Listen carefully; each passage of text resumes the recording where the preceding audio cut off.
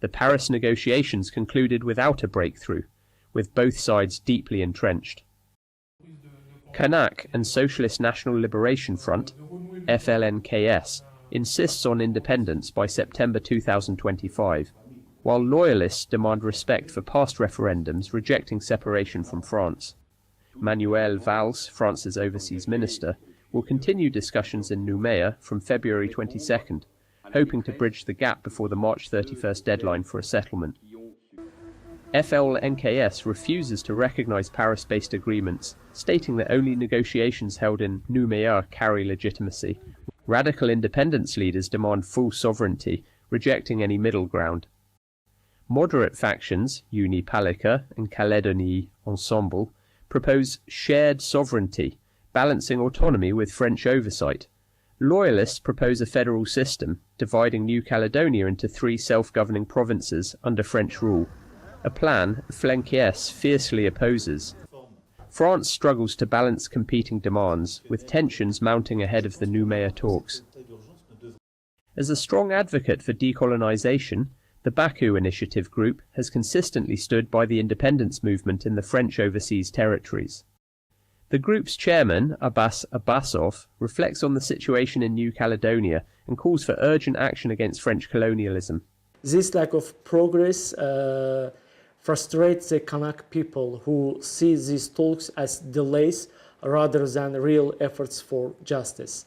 These issues have been delayed since 1946, and the Baku Initiative group condemns these delays and support Kanak people on their right to independence. Decolonization cannot happen through endless talks, and our organization calls for immediate action to recognize Kanak's independence and end long-standing injustice. France must stop delaying and take real action, real steps toward justice.